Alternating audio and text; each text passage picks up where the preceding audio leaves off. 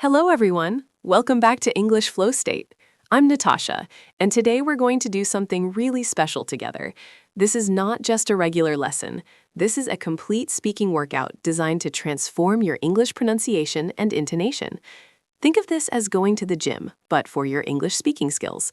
We're going to exercise your mouth muscles, train your ears, and build your confidence one sound at a time. Now, before we begin, I want you to get comfortable. Find a quiet space where you can speak out loud without feeling shy or embarrassed. This workout only works if you participate actively. You need to repeat after me, copy my rhythm, and really focus on the sounds we're making together. Are you ready? Let's take a deep breath together. Breathe in and breathe out. Perfect. Let's begin. First, let me explain what we're going to focus on today. Pronunciation is about making the correct sounds with your mouth, your tongue, and your lips. Intonation is about the music of English, the way your voice goes up and down to express meaning and emotion. Both of these skills are absolutely essential if you want to sound natural and be easily understood by native speakers. Many English learners focus only on grammar and vocabulary, but they forget that how you say something is just as important as what you say. Let me give you an example. Listen to this sentence and pay attention to how my voice moves. I'm really excited about this. Did you hear how my voice went up on the word really? That rising tone shows enthusiasm and emotion. Now listen to this. I'm really excited about this. That sounded flat and boring, didn't it? The words are exactly the same, but the feeling is completely different. That's the power of intonation. Now, let's start with some basic warm-up exercises. These might seem simple, but they're incredibly important for getting your mouth ready to produce clear English sounds. First, we're going to practice some simple vowel sounds. Remember, in English, we have many more vowel sounds than letters. The letter A, for example, can be pronounced in many different ways. Let's practice together. Repeat after me. Ah, good. A, excellent. E, nice. E, wonderful. O, great job. U, perfect. Now let's do all of them in a row, a little bit faster. Ah, A, E, O, U. Again. A, E, O, U. Beautiful. I can already hear your mouth warming up. Now let's move on to some consonant sounds that give many learners trouble. The first one is the TH sound. This is probably one of the most challenging sounds in English because it doesn't exist in many other languages. There are actually two TH sounds in English. One is voiced, like in this and that, and one is unvoiced, like in think and think. Let me show you how to make this sound correctly. Put your tongue between your teeth, just slightly, and blow air out gently. For the unvoiced sound, it should sound like this. Th, th, th. Your vocal cords don't vibrate. Now try it. Th, th, th. Good. Now for the voiced sound, your vocal cords do vibrate. It sounds like this. Th, th, th. Try it. Th, th, th. Excellent. Let's practice with some words. Repeat after me slowly and clearly. Think, good. Think, nice. Thought, excellent. 3, perfect. Now the voiced version. This, great. That, wonderful. Those, very good. There, beautiful. Now let's put these words into sentences so you can practice in context. Repeat after me and really focus on that TH sound. I think this is a great idea. Pause and repeat. Good. Thank you for your help. Repeat. Excellent. There are 3 things I want to tell you. Repeat. Perfect. I thought that movie was interesting. Repeat. Wonderful work. Let's move on to another tricky sound for many learners, the R sound. The English R is very different from the R in languages like Spanish, Italian, or French. In English, we don't roll or trill the R. Instead, we curl our tongue slightly back, but it doesn't touch the roof of your mouth. Let me demonstrate. Er. Try it with me. Er. Good. Now let's practice with some words. Repeat after me. Red, nice. Right, good. Really, excellent. Road, perfect. River, great. Remember, wonderful. Now let's try some sentences. My car is really fast. Repeat. Good. The red river runs through the road. Repeat. Excellent. Remember to read the right report. Repeat. Perfect. Another important sound is the L sound. Many learners confuse R and L, but they're actually made in completely different parts of your mouth. For the L sound, your tongue touches the roof of your mouth, right behind your front teeth. Listen. Ooh, ooh, ooh. Try it. Ooh, ooh, ooh. Good. Let's practice with words. Light, nice, like, good. Listen, excellent. Long, perfect. Learn, great. Let's try some sentences now. I like to listen to music. Repeat. Good. The light is really long. Repeat. Excellent. Let me learn something new. Repeat. Perfect. Now here's a special challenge. Let's practice words that have both R and L sounds. These are tricky, but great practice. Repeat after me slowly. Really, good, clearly, nice, regularly, excellent, literally, perfect. Now in sentences. I really like learning English. Repeat. Good. She speaks clearly and regularly practices. Repeat. Wonderful. Let's talk about another crucial element, word stress. In English, we don't pronounce every syllable with the same strength. Some syllables are stressed, which means they're pronounced louder, longer, and with more energy. Other syllables are unstressed, which means they're pronounced more quickly and quietly. Getting word stress right is absolutely essential if you want to be understood. Let me give you an example. Listen to the word banana. Can you hear which syllable is stressed? Banana. The middle syllable is stressed. If you stress the wrong syllable, like banana or banana, it sounds very strange to native speakers. They might not even understand what you're saying. Let's practice some common words and their stress patterns. Repeat after me and really emphasize the stress syllable. I'll say each word twice. Important, important. Good. Tomorrow, tomorrow. Nice. Computer, computer. Excellent. Beautiful, beautiful. Perfect. Understand, understand. Great. Delicious, delicious. Wonderful. Now let's practice with some longer words. These words have 3 or more syllables, so pay close attention to where the stress falls. Refrigerator, refrigerator. Good. Communication, communication. Nice. Unbelievable, unbelievable. Excellent. Pronunciation, pronunciation. Perfect. Opportunity, opportunity. Great work. Here's something interesting. Sometimes the same word can be stressed differently depending on whether it's a noun or a verb. Let me show you. The word record. As a noun, meaning a CD or an achievement, we stress the first syllable, record. But as a verb, meaning to capture sound or video, we stress the second syllable, record. Listen to the difference. I bought a new record. I want to record this song. Can you hear how the stress changes the meaning? Let's practice a few more of these. Present. As a noun, a gift. Present. As a verb, to show something. Present. Repeat both. Present. Present. Good. Another one. Conflict. As a noun, a disagreement. Conflict. As a verb, to clash. Conflict. Repeat. Conflict. Conflict. Excellent. Now let's talk about sentence stress and rhythm. This is where English really becomes musical. In a sentence, we don't stress every word equally. We stress the important words, usually the nouns, main verbs, adjectives, and adverbs. We don't usually stress the small function words like articles, prepositions, and auxiliary verbs.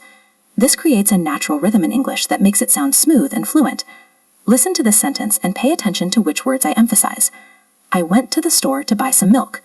Did you hear how I stressed store and milk, but the other words were quieter and faster? That's the natural rhythm of English. Now you try. Repeat after me. I went to the store to buy some milk. Good. Let's try another one. She loves to read books in the evening. Repeat. Excellent. Let's practice more sentences with natural rhythm and stress. Remember, stress the content words and reduce the function words. She's working on a new project at work. Repeat. Good. We're going to the beach this weekend. Repeat. Nice. They bought a beautiful house in the mountains. Repeat. Excellent. I really want to learn how to speak English fluently. Repeat. Perfect. Now let's focus on intonation patterns. Intonation is the melody of your speech, the way your pitch goes up and down.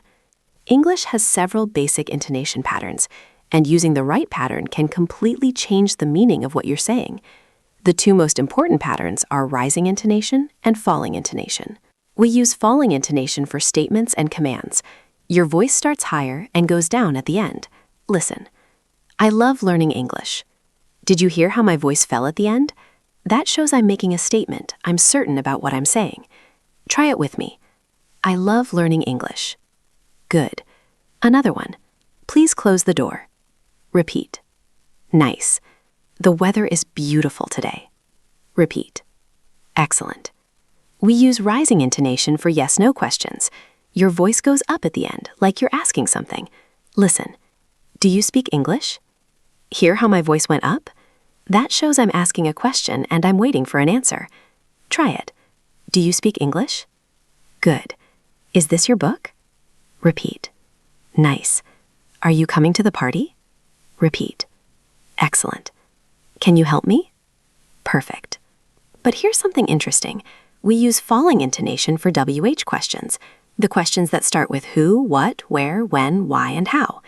Even though they're questions, your voice goes down at the end. Listen. Where do you live? My voice fell, right? Try it. Where do you live? Good. What's your name? Repeat. Nice. When does the movie start? Repeat. Excellent. How do you feel? Perfect. Now let's practice the difference between yes-no questions with rising intonation and WH questions with falling intonation. First, rising. Are you hungry? Repeat. Good. Now falling. What do you want to eat? Repeat. Nice. Rising again. Do you like coffee? Great. Falling. Why do you like coffee? Excellent. Let's talk about another important intonation pattern, listing. When you're listing items in a series, your voice goes up on each item except the last one, where it falls. This signals that you've finished the list. Listen carefully. I need to buy apples, oranges, bananas, and milk. Did you hear how my voice went up on apples, oranges, and bananas, but fell on milk? That's because milk is the last item. Try it with me. I need to buy apples, oranges, bananas, and milk. Excellent. Let's practice more lists. My hobbies are reading, swimming, cooking, and traveling. Repeat. Good. I speak English, Spanish, French, and German. Repeat. Nice. We visited London, Paris, Rome, and Madrid. Repeat. Excellent. She's smart, funny, kind, and talented. Perfect. Now let's focus on contrastive stress. This is when you stress a particular word in a sentence to show contrast or emphasis. The word you stress changes the meaning of the sentence. Let me show you. Listen to these sentences and notice how the meaning changes based on which word I stress. I didn't say he stole the money. This means someone else said it, not me. Now listen. I didn't say he stole the money. This means I'm denying that I said it. Again, I didn't say he stole the money. This means someone else stole it, not him. Again, I didn't say he stole the money. This means he did something else with it, not stole it. One more. I didn't say he stole the money. This means he stole something else, not the money. Amazing, right? The same sentence, but 5 completely different meanings, just by changing which word we stress. Let's practice this with another sentence. She gave him a book. If I stress she, it means she was the one who gave it, not someone else. She gave him a book. Repeat. Good. If I stress gave, it means she gave it. She didn't lend it or sell it. She gave him a book. Repeat. Nice. If I stress him, it means she gave it to him specifically, not to someone else. She gave him a book. Repeat. Excellent. If I stress book, it means she gave him a book, not something else. She gave him a book. Repeat. Perfect. Now let's practice minimal pairs now. These are words that sound almost the same but have one small difference in pronunciation. Practicing minimal pairs is fantastic for training your ear and your mouth to distinguish between similar sounds. Let's start with some common ones. First, the vowel sounds. Listen and repeat. Ship, sheep. Ship, sheep. Good. The first one has a short I sound, the second has a long E sound. Let's try in sentences. The ship is big. Repeat. Good. The sheep is white. Repeat. Nice. Another pair. Bit, beat. Bit, beat. Good. I bit the apple. Repeat. Nice. Beat the eggs. Repeat. Excellent. More vowel pairs. Cat, cut. Cat, cut. Good. The cat is sleeping. Repeat. Nice. Cut the paper. Repeat. Excellent. Another one. Full, fool. Full, fool. Good. The glass is full. Repeat.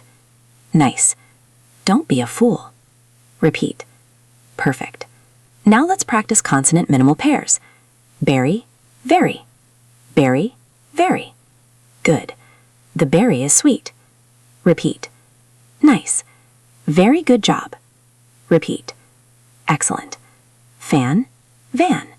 Fan, van. Good. Turn on the fan. Repeat. Nice. I drive a van. Repeat. Perfect. More consonant pairs. Sink, think. Sink, think. Good. Wash the sink. Repeat. Nice. I think so. Repeat. Excellent. Light, right. Light, right. Good. Turn on the light. Repeat. Nice. Turn right here. Repeat. Perfect. Let's practice some challenging consonant clusters. These are groups of consonants that come together, and they can be tricky to pronounce clearly. The key is to pronounce each consonant distinctly without adding extra vowel sounds in between. First, clusters at the beginning of words. Street. Make sure you pronounce the S, T, and R clearly. Street. Repeat. Good. Strong. Repeat. Nice. Spring. Repeat. Excellent. Straight. Repeat. Perfect. Now in sentences. The street is very long. Repeat. Good. She is very strong. Repeat. Nice. I love spring flowers. Repeat. Excellent. Walk straight ahead. Repeat. Perfect. Now clusters at the end of words. These are often even more challenging. Acts. Make sure you pronounce the K, T, and S clearly. Acts. Repeat. Good. Texts. Repeat. Nice. Masks. Repeat. Excellent. Lists. Repeat. Perfect. Now in sentences. She acts in movies. Repeat. Good. He texts his friends. Repeat. Nice. We wear masks. Repeat. Excellent. Make some lists. Repeat. Perfect. Let's practice the past tense ed ending. This is really important because many learners pronounce it incorrectly. The ed ending actually has 3 different pronunciations, depending on the sound that comes before it. Let me explain. If the word ends in a T or D sound, we pronounce ed as a separate syllable with an IH sound. Wanted. 2 syllables. Want, ed. Repeat. Good. Needed. Need, ed. Repeat. Nice. Started. Start, ed. Repeat. Excellent. If the word ends in a voiceless sound like P, K, F, S, CH, or SH, we pronounce ed as a T sound. Walked. Just 1 syllable. Walk. T. Repeat. Good. Stopped. Stop. T. Repeat. Nice. Watched. Watched. T. Repeat. Excellent. If the word ends in a voiced sound, we pronounce ed as a D sound. Played. Play. D. Repeat. Good. Lived. Live. D. Repeat. Nice. Opened. Open. D. Repeat. Excellent. Let's practice all 3 types in sentences. Yesterday, I wanted to go out, so I walked to the park and played with my friends. Repeat that slowly. Good. She needed a break, so she stopped working and listened to music. Repeat. Excellent. Now let's work on connected speech. Native speakers don't pronounce words in isolation. We connect them together in natural ways, and this is one of the reasons native speech can sound so fast. There are several types of connected speech patterns you need to know. The first is linking. When a word ends in a consonant sound and the next word begins with a vowel sound, we link them together. Listen. Turn it off. It sounds like turn it off. Try it. Turn it off. Good. Come in. Sounds like come in. Try it. Come in. Nice. Take it easy. Sounds like take it easy. Try it. Take it easy. Excellent. Another type of linking happens when a word ends in a vowel sound, and the next word also begins with a vowel sound. We insert a tiny Y or W sound to connect them smoothly. Now let's talk about reduction and weak forms. In natural speech, many small words are reduced or pronounced in a weaker form. For example, the word and is often pronounced as n or und, not the full and. Listen, bread and butter. Sounds like bread and butter. Try it. Bread and butter. Good. Fish and chips. Sounds like fish and chips. Try it. Fish and chips. Nice. The word to is usually reduced to ta when it's not at the end of a sentence. Listen, I want to go. Sounds like I want to go, or more formally, I want to go. Try it. I want to go. Good. I need to leave. Sounds like I need to leave. Try it. I need to leave. Nice. She has to work. Sounds like she has to work. Try it. She has to work. Excellent. The word can in positive sentences is usually reduced to kun with a very weak vowel sound. Listen, I can help you. Sounds like I can help you. Try it. I can help you. Good. But notice when we say cannot or can't, we don't reduce it. We pronounce it fully. I can't help you. The stress is on can't. Try it. I can't help you. Nice. This difference is very important for understanding. Other common reductions: have becomes of, has becomes us, will becomes ul, and would becomes ud. Listen to these sentences with reduced forms. I have been there. Sounds like I have been there. Try it. I have been there. Good. She has finished. Sounds like she has finished. Try it. She has finished. Nice. I will call you. Sounds like I'll call you, or more commonly, I'll call you. Try it. I will call you. Excellent. He would like coffee. Sounds like he'd like coffee, or he'd like coffee. Try it. He would like coffee. Perfect. Articles are also reduced. A becomes a, and the before consonants becomes the, before vowels becomes the. Listen, I want a cup of coffee. Sounds like I want a cup of coffee. Try it. I want a cup of coffee. Good. The book is on the table. Sounds like the book is on the table. Try it. The book is on the table. Nice. The apple is red. Sounds like the apple is red. Try it. The apple is red. Excellent. Now let's practice some longer sentences with natural connected speech, including linking, reduction, and weak forms. Listen first, then repeat. Try to copy my rhythm and flow exactly. I'm going to go to the store to pick up some bread and milk. Repeat slowly. Good. Now a bit faster. I'm going to go to the store to pick up some bread and milk. Excellent. Another one. She has to finish her work before she can come to the party. Repeat slowly. Good. Now faster. She has to finish her work before she can come to the party. Nice. One more. We would like to have a cup of coffee and a piece of cake. Repeat slowly. Good. Now faster. We would like to have a cup of coffee and a piece of cake. Perfect. Let's work on question intonation more deeply now. There are different types of questions, and each has its own intonation pattern. We already covered yes/no questions and WH questions, but let's add more complexity. When we have a choice question using or, we use rising intonation on the first option and falling intonation on the second option. Listen. Do you want tea or coffee? My voice went up on tea and down on coffee. Try it. Do you want tea or coffee? Good. More choice questions. Would you like to go now or later? Repeat. Nice. Is it hot or cold outside? Repeat. Excellent. Should we walk or drive? Repeat. Perfect. Do you prefer chocolate or vanilla? Repeat. Great job. Now let's talk about tag questions. These are short questions we add at the end of statements to confirm information or ask for agreement. The intonation of tag questions is very important because it changes the meaning. If you're really asking for confirmation and you're not sure of the answer, your voice goes up. Listen, you're coming to the party, aren't you? My voice went up because I'm genuinely asking. Try it. You're coming to the party, aren't you? Good. But if you're just asking for agreement and you're pretty sure of the answer, your voice goes down. Listen, it's a beautiful day, isn't it? My voice went down because I'm confident about what I'm saying. Try it. It's a beautiful day, isn't it? Nice. Let's practice both types. Uncertain, voice up. She lives here, doesn't she? Repeat. Good. Confident, voice down. The movie was great, wasn't it? Repeat. Excellent. More tag questions. You can help me, can't you? Voice up, uncertain. Repeat. Good. He's very tall, isn't he? Voice down, confident. Repeat. Nice. They're not coming, are they? Voice up, uncertain. Repeat. Excellent. This is your book, isn't it? Voice down, confident. Repeat. Perfect. Let's focus on expressing emotions through intonation. The same words can express completely different emotions depending on how you say them. Let's practice with the simple phrase, that's great. If I'm genuinely happy and excited, my voice goes way up and I sound enthusiastic. That's great. Try it with real enthusiasm. That's great. Wonderful.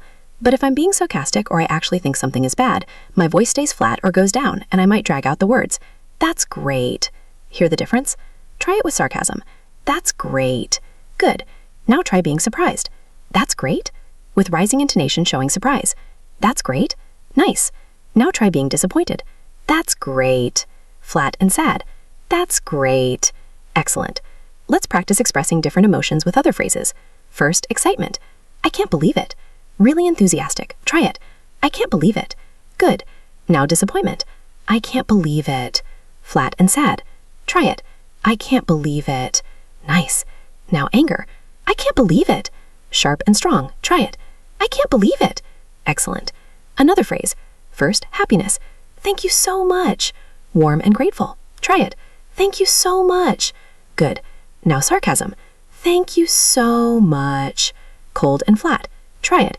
Thank you so much. Now relief. Thank you so much. Sighing and relaxed. Try it. Thank you so much. Perfect.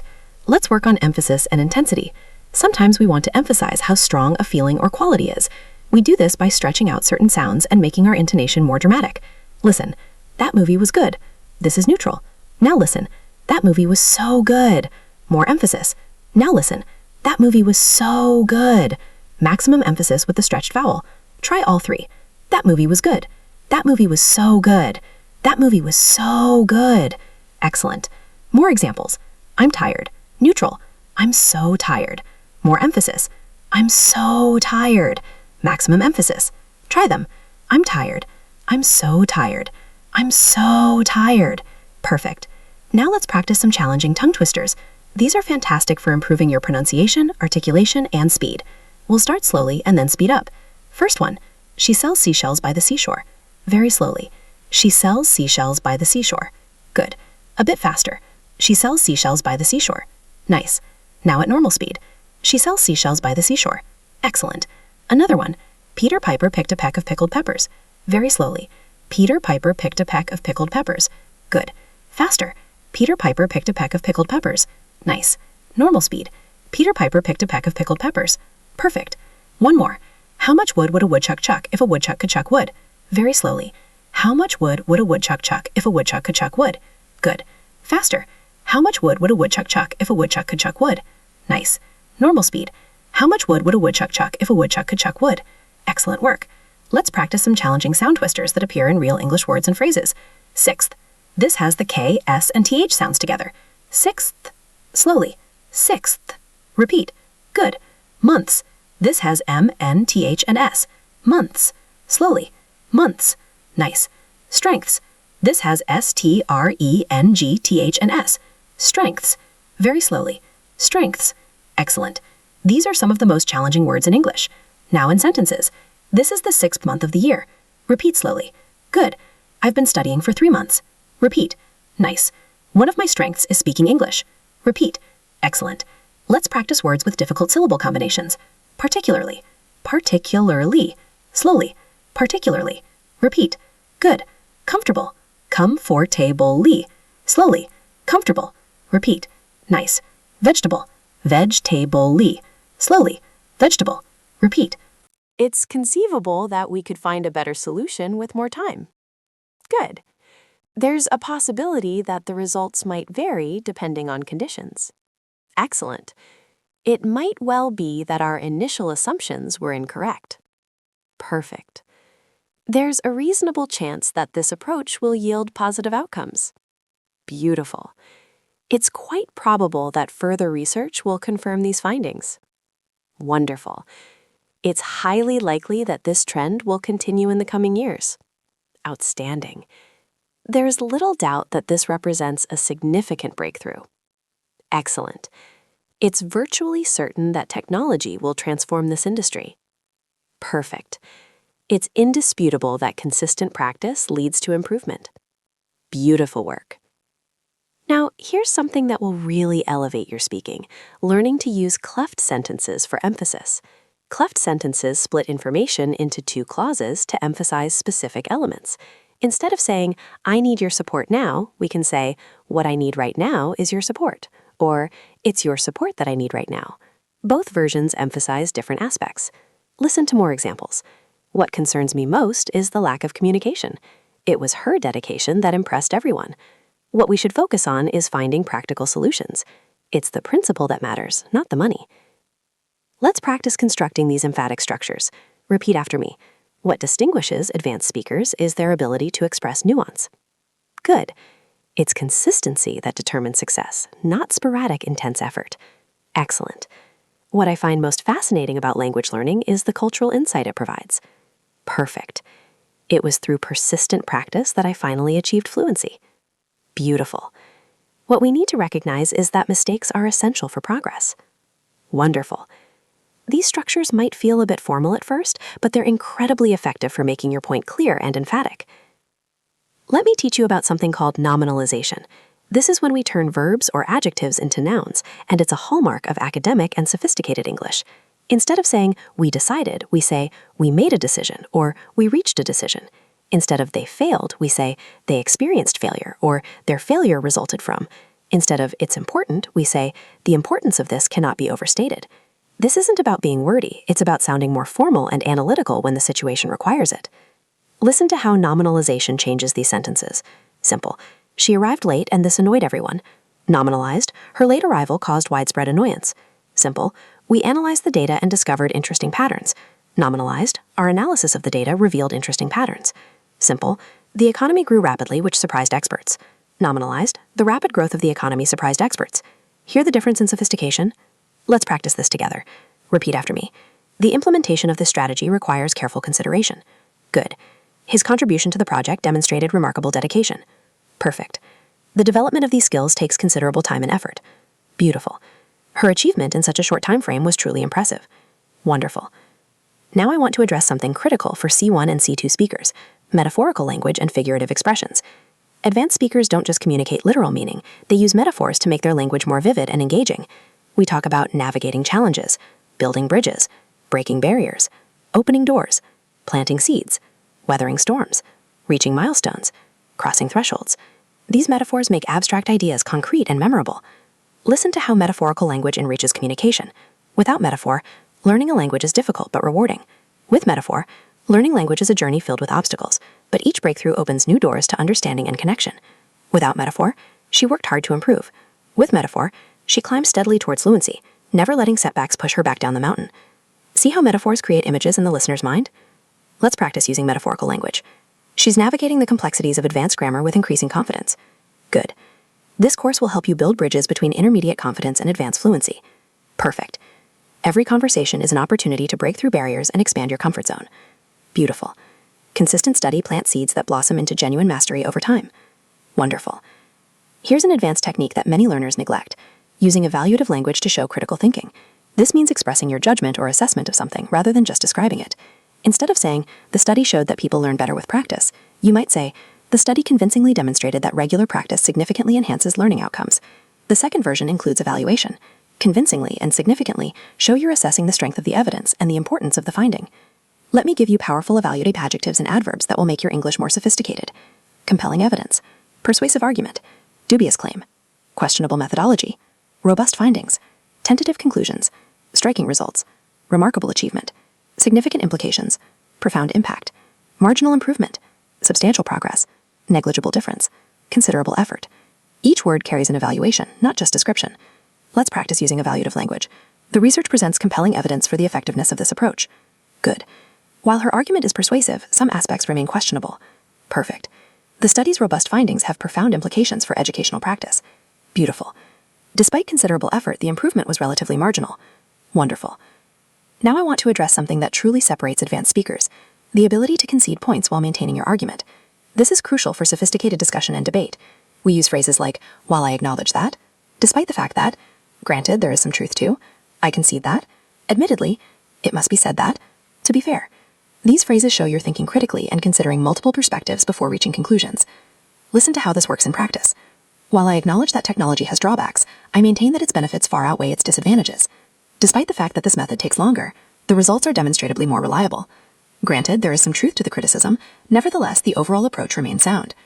I concede that my initial assessment was overly optimistic. However, the fundamental premise still holds. Hear how these concessions actually strengthen the argument by showing you've considered counterarguments? Let's practice this balanced approach. While I acknowledge the complexity of this issue, I believe a solution is within reach. Good.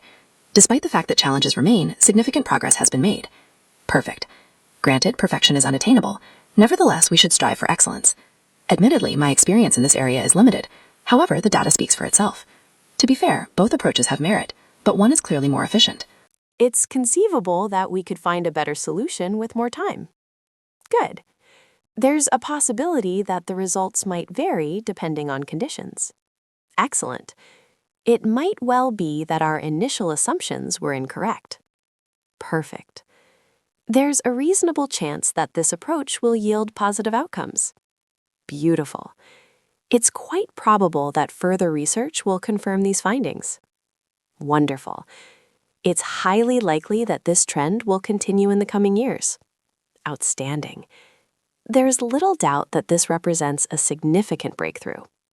Excellent. It's virtually certain that technology will transform this industry. Perfect. It's indisputable that consistent practice leads to improvement. Beautiful work. Now, here's something that will really elevate your speaking, learning to use cleft sentences for emphasis. Cleft sentences split information into two clauses to emphasize specific elements. Instead of saying, I need your support now, we can say, what I need right now is your support, or it's your support that I need right now. Both versions emphasize different aspects. Listen to more examples. What concerns me most is the lack of communication. It was her dedication that impressed everyone. What we should focus on is finding practical solutions. It's the principle that matters, not the money. Let's practice constructing these emphatic structures. Repeat after me. What distinguishes advanced speakers is their ability to express nuance. Good. It's consistency that determines success, not sporadic, intense effort. Excellent. What I find most fascinating about language learning is the cultural insight it provides. Perfect. It was through persistent practice that I finally achieved fluency. Beautiful. What we need to recognize is that mistakes are essential for progress. Wonderful. These structures might feel a bit formal at first, but they're incredibly effective for making your point clear and emphatic. Let me teach you about something called nominalization. This is when we turn verbs or adjectives into nouns, and it's a hallmark of academic and sophisticated English. Instead of saying, we decided, we say, we made a decision, or we reached a decision. Instead of they failed, we say, they experienced failure, or their failure resulted from. Instead of it's important, we say, the importance of this cannot be overstated. This isn't about being wordy, it's about sounding more formal and analytical when the situation requires it. Listen to how nominalization changes these sentences. Simple. She arrived late and this annoyed everyone. Nominalized, her late arrival caused widespread annoyance. Simple. We analyzed the data and discovered interesting patterns. Nominalized, our analysis of the data revealed interesting patterns. Simple. The economy grew rapidly, which surprised experts. Nominalized, the rapid growth of the economy surprised experts. Hear the difference in sophistication? Let's practice this together. Repeat after me. The implementation of this strategy requires careful consideration. Good. His contribution to the project demonstrated remarkable dedication. Perfect. The development of these skills takes considerable time and effort. Beautiful. Her achievement in such a short time frame was truly impressive. Wonderful. Now I want to address something critical for C1 and C2 speakers, metaphorical language and figurative expressions. Advanced speakers don't just communicate literal meaning, they use metaphors to make their language more vivid and engaging. We talk about navigating challenges, building bridges, breaking barriers, opening doors, planting seeds, weathering storms, reaching milestones, crossing thresholds. These metaphors make abstract ideas concrete and memorable. Listen to how metaphorical language enriches communication. Without metaphor, learning a language is difficult but rewarding. With metaphor, learning language is a journey filled with obstacles, but each breakthrough opens new doors to understanding and connection. Without metaphor, she worked hard to improve. With metaphor, she climbed steadily towards fluency, never letting setbacks push her back down the mountain. See how metaphors create images in the listener's mind? Let's practice using metaphorical language. She's navigating the complexities of advanced grammar with increasing confidence. Good. This course will help you build bridges between intermediate confidence and advanced fluency. Perfect. Every conversation is an opportunity to break through barriers and expand your comfort zone. Beautiful. Consistent study plants seeds that blossom into genuine mastery over time. Wonderful. Here's an advanced technique that many learners neglect, using evaluative language to show critical thinking. This means expressing your judgment or assessment of something rather than just describing it. Instead of saying, the study showed that people learn better with practice, you might say, the study convincingly demonstrated that regular practice significantly enhances learning outcomes. The second version includes evaluation. Convincingly and significantly show you're assessing the strength of the evidence and the importance of the finding. Let me give you powerful evaluative adjectives and adverbs that will make your English more sophisticated. Compelling evidence, persuasive argument, dubious claim, questionable methodology, robust findings, tentative conclusions, striking results, remarkable achievement, significant implications, profound impact, marginal improvement, substantial progress, negligible difference, considerable effort. Each word carries an evaluation, not just description. Let's practice using evaluative language. The research presents compelling evidence for the effectiveness of this approach. Good. While her argument is persuasive, some aspects remain questionable. Perfect. The study's robust findings have profound implications for educational practice. Beautiful. Despite considerable effort, the improvement was relatively marginal. Wonderful. Now I want to address something that truly separates advanced speakers, the ability to concede points while maintaining your argument. This is crucial for sophisticated discussion and debate. We use phrases like, while I acknowledge that, despite the fact that, granted there is some truth to, I concede that, admittedly, it must be said that, to be fair. These phrases show you're thinking critically and considering multiple perspectives before reaching conclusions. Listen to how this works in practice. While I acknowledge that technology has drawbacks, I maintain that its benefits far outweigh its disadvantages. Despite the fact that this method takes longer, the results are demonstrably more reliable. Granted, there is some truth to the criticism, nevertheless, the overall approach remains sound. I concede that my initial assessment was overly optimistic. However, the fundamental premise still holds. Hear how these concessions actually strengthen the argument by showing you've considered counterarguments? Let's practice this balanced approach. While I acknowledge the complexity of this issue, I believe a solution is within reach. Good. Despite the fact that challenges remain, significant progress has been made. Perfect. Granted, perfection is unattainable. Nevertheless, we should strive for excellence. Admittedly, my experience in this area is limited. However, the data speaks for itself. To be fair, both approaches have merit, but one is clearly more efficient. Let me share something powerful with you now, the art of using rhetorical questions to engage your listener and emphasize points. Advanced speakers don't just make statements, they involve their audience through well-placed questions. Why is this significant? What does this tell us? How can we apply this understanding? Isn't it remarkable that? Wouldn't you agree that? These questions aren't meant to be answered aloud. They guide thinking and create emphasis. They make your speech dynamic and engaging rather than just informative.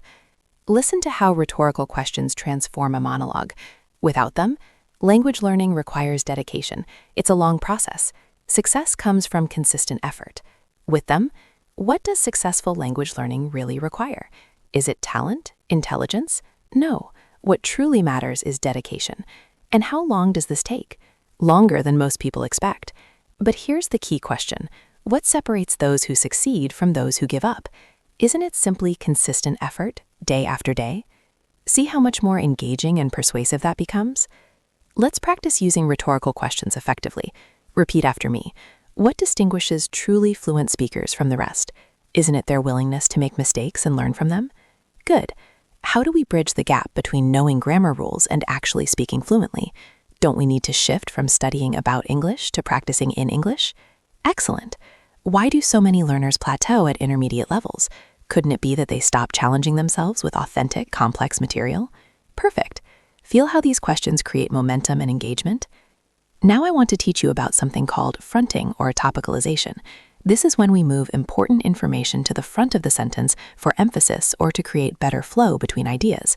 Instead of, I can't tolerate dishonesty under any circumstances, we say, dishonesty I cannot tolerate under any circumstances. Instead of, we will never forget this experience, we say, this experience we will never forget. It's a subtle but powerful technique that adds sophistication and emphasis. Listen to more examples of fronting. Grammar you can learn from books, but fluency comes only from practice. Success in language learning, many people believe, requires special talent, but this couldn't be further from the truth. The importance of consistent practice I cannot emphasize enough. These techniques, when applied diligently, will transform your English. Notice how moving elements to the front creates a different rhythm and emphasis? Let's practice the structure. Repeat after me. Fluency, many believe, comes naturally, but in reality, it requires deliberate effort. Good. These advanced structures, though challenging initially, will become second nature with practice. Excellent. The journey from intermediate to advanced, I won't mislead you, requires dedication. Perfect. This masterclass, if you apply what you're learning, will accelerate your progress dramatically. Beautiful. Here's something crucial for reaching C2 level: understanding and using sophisticated vocabulary for describing change and development. Instead of just saying things increase or decrease, advanced speakers use precise verbs: escalate, surge, plummet, fluctuate, stabilize, plateau, deteriorate, enhance, amplify, diminish, evolve, transform, revolutionize. Each word describes a specific type of change. Let me show you these words in context. Crime rates have escalated dramatically in urban areas. Interest in language learning surged during the pandemic. Confidence plummeted after the initial setbacks. Motivation tends to fluctuate over the course of a long-term project. Performance stabilized once the proper techniques were implemented. Progress often plateaus at intermediate levels without strategic intervention. Skills can deteriorate rapidly without regular practice. Technology has revolutionized the way we approach language learning. Repeat these sentences, feeling the precision of each verb. Crime rates have escalated dramatically in urban areas. Good. Interest in language learning surged during the pandemic. Perfect. Confidence plummeted after the initial setbacks. Beautiful. Progress often plateaus at intermediate levels without strategic intervention. Wonderful. Technology has revolutionized the way we approach language learning. Wonderful. Now I want to discuss something that adds tremendous sophistication, using Latin expressions that have become part of educated English. Expressions like per se, ad hoc, status quo, bona fide, prima fide, vis-a-vis, de facto, in lieu of, ipso facto. These aren't meant to sound pretentious. They're standard in academic and professional English, and often express ideas more precisely than English equivalents. Let me show you how these work naturally in sentences. The problem isn't technology per se, but rather how we use it. We established an ad hoc committee to address the immediate concerns. Many people resist change and prefer maintaining the status quo. This represents a bona fide opportunity to demonstrate your capabilities. Prima fide, the evidence appears conclusive, though further investigation is warranted. Our performance vis-a-vis our competitors has improved significantly. While not officially recognized, she's the de facto leader of the team. In lieu of a formal meeting, we'll circulate a written update. Let's practice using these expressions. Repeat after me. The method isn't problematic per se, but it may not suit all learning styles. Good. We need a bona fide commitment to improvement, not just good intentions. Perfect. Prima fide, your argument seems sound, though some assumptions warrant scrutiny. Beautiful. Our progress vis-a-vis our initial goals has exceeded expectations. Beautiful. Here's something advanced that's essential for academic and professional English, expressing contrast and comparison with sophistication. Beyond simple but and however, we have structures like whereas, whilst, in contrast to, as opposed to, unlike, contrary to, on the one hand, on the other hand, in comparison with, relatively speaking, proportionally. These allow for nuanced comparison and contrast. Listen to how these work in complex sentences. Whereas intermediate learners focus on accuracy, advanced speakers prioritize fluency and natural expression. Whilst grammar provides the foundation, vocabulary gives you the tools to express sophisticated ideas. In contrast to traditional methods, modern approaches emphasize communicative competence. As opposed to memorizing rules, we should internalize patterns through exposure and practice. Unlike passive study, active engagement with authentic materials accelerates progress significantly. Contrary to popular belief, adults can achieve native-like fluency with proper methodology. Let's practice these contrastive structures. Repeat after me. Whereas some learners prefer structured lessons, others thrive with immersive, unstructured exposure. Good. In contrast to surface-level understanding, deep processing leads to genuine retention. Perfect. As opposed to sporadic intensive study, consistent moderate practice yields better results. Beautiful. Unlike theoretical knowledge, practical application develops genuine competence. Wonderful. Now I want to address something vital for C1 and C2 speakers, the ability to qualify and nuance your statements rather than making absolutes. Instead of just saying, everyone needs this, we say, the majority of learners would benefit from this approach. Instead of, this never works, we say, this rarely proves effective in most circumstances. This nuancing shows critical thinking and intellectual sophistication. We use words like generally, typically, predominantly, largely, substantially, relatively, comparatively, somewhat, partially, arguably, presumably, ostensibly. Let me demonstrate how these qualifying words add sophistication and accuracy. Without qualification, this method works for all learners. With qualification, this method generally proves effective for most learners, though individual results may vary. Without qualification, traditional education fails to develop practical skills. With qualification, traditional education arguably tends to prioritize theoretical knowledge over practical application in many contexts. See how the qualified versions sound more thoughtful and credible? Let's practice using these qualifying expressions. Repeat after me. This approach is generally considered effective, though exceptions certainly exist. Good. Language acquisition typically follows predictable stages, albeit at varying rates for different individuals. Excellent. Immersion is arguably the most efficient method, provided the learner actively engages with the target language. Perfect. Success is largely determined by methodology rather than innate ability, though motivation plays a crucial role. Beautiful. These techniques are predominantly useful for intermediate learners seeking to advance to higher levels. Wonderful. Now, here's something that will really distinguish your English: mastering the art of reformulation. This means expressing the same idea in different words to ensure clarity or add emphasis.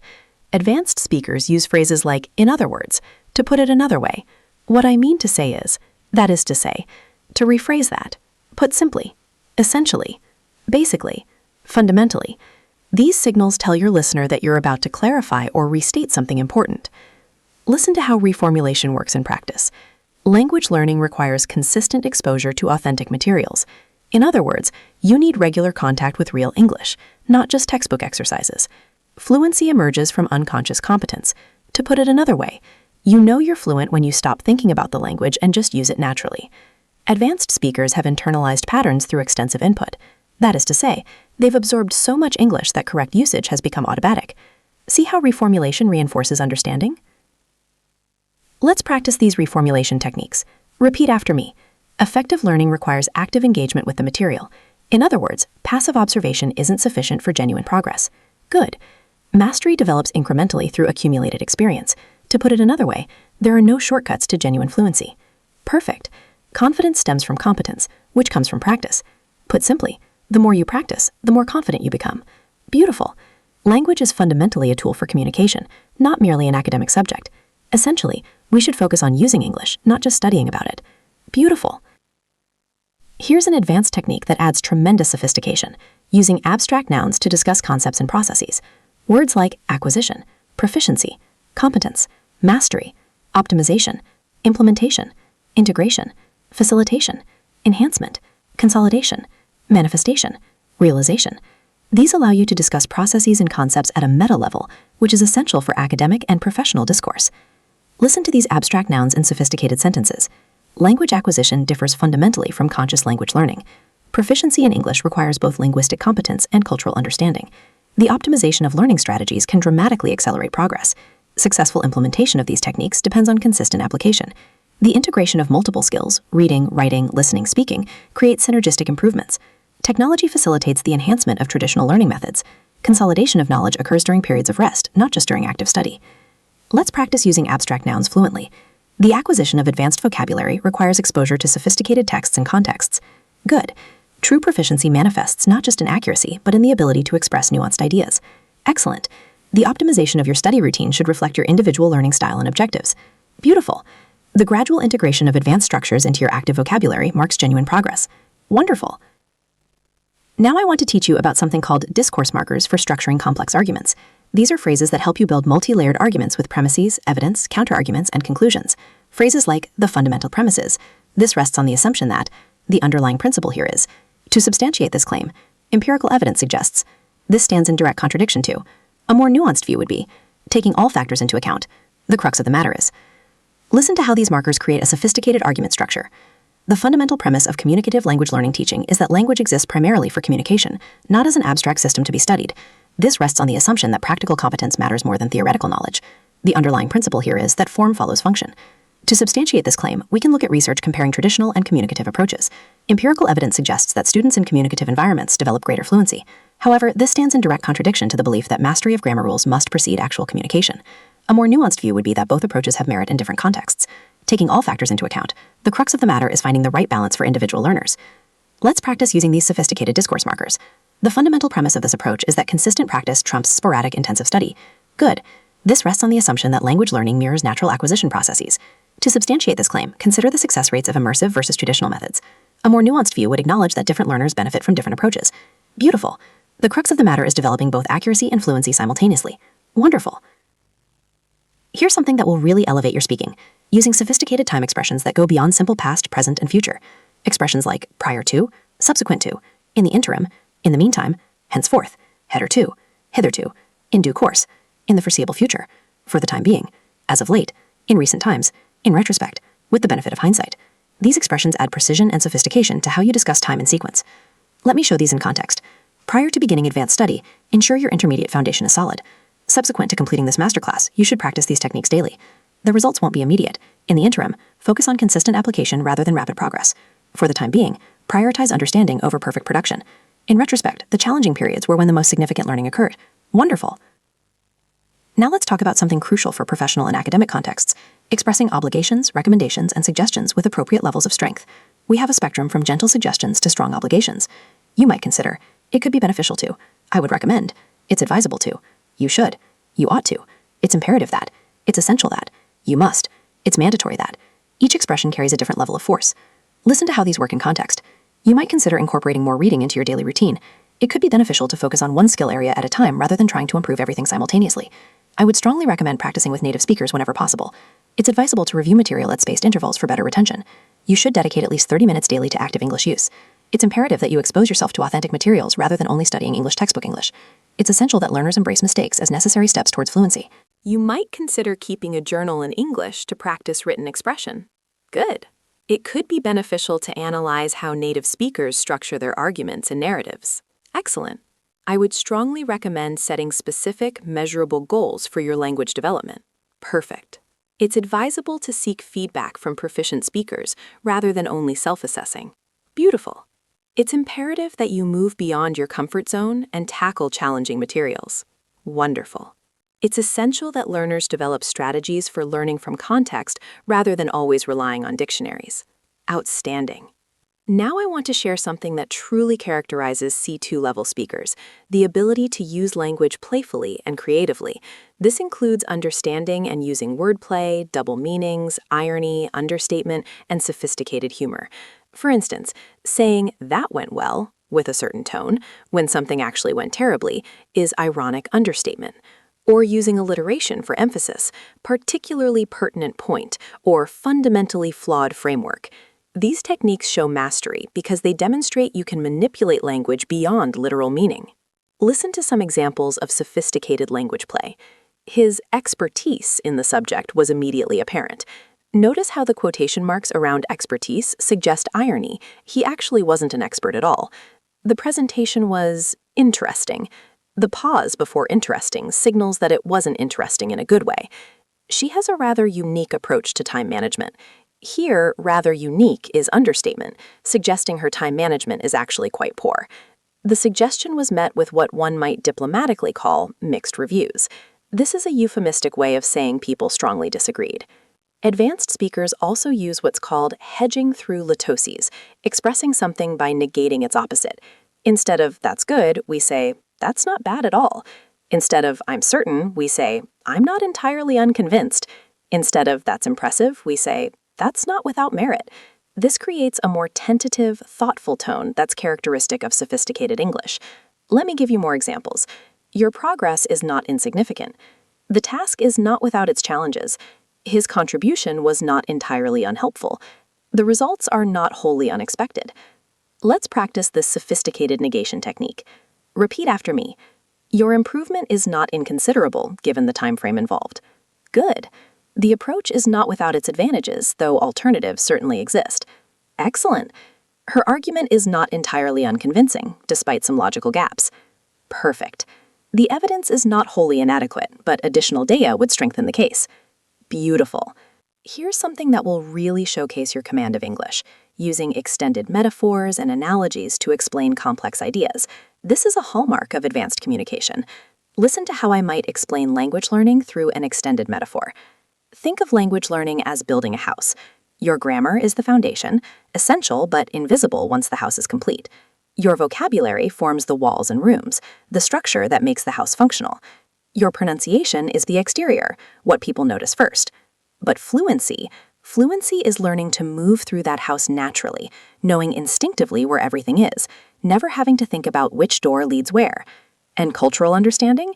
That's the decoration that makes the house feel like a home rather than just a structure.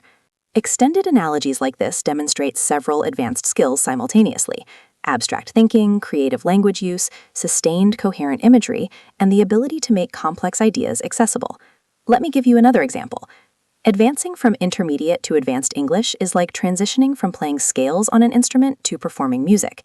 At intermediate level, you know the notes, you can play them correctly, but there's no flow, no expression. At advanced levels, the technical elements become automatic, freeing you to focus on artistry, on expressing meaning and emotion. You stop thinking about where your finger should go and start thinking about the music you want to create. Now let's talk about something essential for academic and professional success, using cautious language when discussing research, findings, or claims. This shows intellectual humility and critical thinking.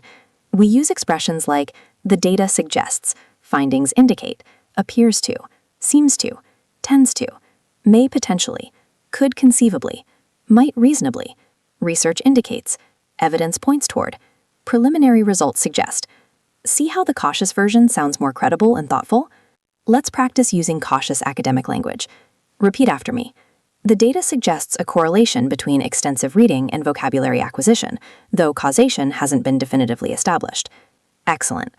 Preliminary findings indicate that spaced repetition may enhance long-term retention more effectively than massed practice. Perfect. Research tends to support communicative approaches, though the evidence base could benefit from additional longitudinal studies. Beautiful. Here's an advanced technique that adds sophistication, using parallelism and parallel structures for emphasis and elegance. This means repeating grammatical structures to create rhythm and highlight relationships between ideas. Listen to these examples. To learn is to grow. To practice is to improve. To persist is to succeed. Some learners thrive with structure. Others flourish with freedom. The more you immerse yourself in English, the more natural it becomes. The more you practice speaking, the more confident you grow. The more mistakes you make, the faster you learn. Hear the rhythm and emphasis created by parallel structure? Let's practice creating parallel structures. Repeat after me. Advanced speakers don't just know more words, they use language more precisely, express ideas more clearly, and communicate more effectively. Good. You can study grammar rules, you can memorize vocabulary lists, or you can immerse yourself in authentic communication. Each approach has its place. Perfect. The journey from intermediate to advanced requires patience to endure plateaus, courage to make mistakes, and wisdom to learn from every experience. Beautiful work. Now I want to teach you about using sophisticated subordinate clauses that add layers of meaning to your sentences. These include conditional clauses, concessive clauses, causal clauses, and purpose clauses, all working together in complex sentences. Listen to this example. Although mastering advanced English requires significant effort, provided you employ effective strategies, you can achieve your goals far more rapidly than you might expect, which will open doors you never imagined possible. That single sentence contains multiple subordinate clauses, creating a rich, layered meaning. Let me break down the types of clauses we're using. Concessive clause. Although mastering advanced English requires significant effort. Conditional clause. Provided you employ effective strategies. Result clause. You can achieve your goals far more rapidly than you might expect. Relative clause, which will open doors you never imagined possible. Each clause adds a layer of meaning, creating sophisticated, information-rich sentences characteristic of C1 and C2 level English. Let's practice building these complex, multi-clause sentences. Repeat after me. While progress may seem slow initially, assuming you maintain consistent practice, you'll experience breakthrough moments when everything suddenly clicks, enabling you to express ideas you previously couldn't articulate. Good. That was excellent. Even though grammar can feel overwhelming at times, once you begin recognizing patterns rather than memorizing rules, the language becomes more intuitive, which dramatically accelerates your development. Beautiful work.